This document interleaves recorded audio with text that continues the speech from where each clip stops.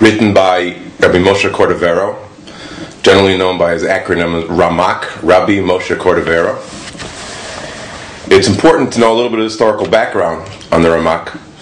Ramak was born in 1522 in Sfas, that famous city of old, in the times when the Arizal was there, when the Beis Yosef, Rabbi Yosef Karo, who wrote the Shulchan Aruch, was there, Rabbi Shlomo Halevi Alkabatz, who wrote the Lechadodi, the song sung on Friday nights in Jewish synagogues throughout the world.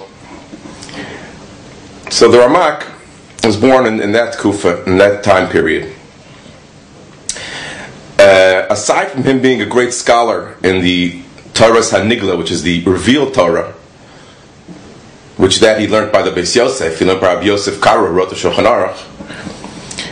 His specialty was in the hidden Torah, in the esoteric Kabbalah and the Zohar, the hidden part of the Torah, Torah's Hanistar. And he actually began learning that at 20 years old by Rabbi Shlomo Halevi Alkabatz.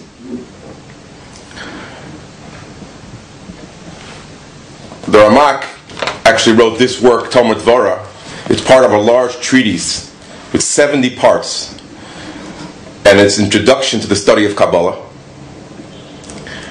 And it's essentially, the ideas are based on Kabbalistic ideas and concepts. The Ramak was actually a teacher even of Rabbi Chaim Vital. Rabbi Chaim Vital was the prize student, the Talmud Muvak, the greatest pupil of the Arizal. And Rabbi Chaim Vital originally learned by the Ramak. Originally there was the Cordoverian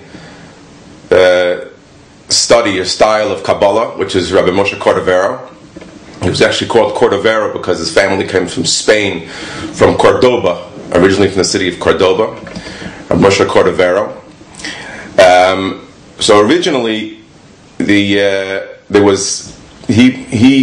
preempted the Arizal. He was before the Arizal. First there was the Cordoverian style of Kabbalah, which was by Moshe Cordovero, and then there was the Kabbalah of the Arizal, which is a different level, kind of a different system, the Lurianic system of Kabbalah. What's important for us to know this is because the Sefer, since it's based on Kabbalah and has Kabbalistic ideas, and I'm not a Kabbalist, so what are we doing learning the Sefer? If it's so much Kabbalah, so much mysticism. However, the truth is that although it's based on Kabbalah, and there's quite a few references clearly to Kabbalah, to the mystical part of the Torah, the hidden part of the Torah,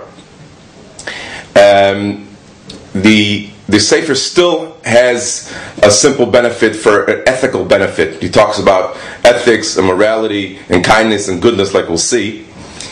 And so therefore, when he touches upon something Kabbalistic, we'll just have to try to get a simple idea of the Kabbalistic idea he's mentioning, or he's referring to. But we're not going to expect to get to the deepest depths of this work, because the deepest depths of this is absolutely Kabbalistic, and it's a hidden mystery.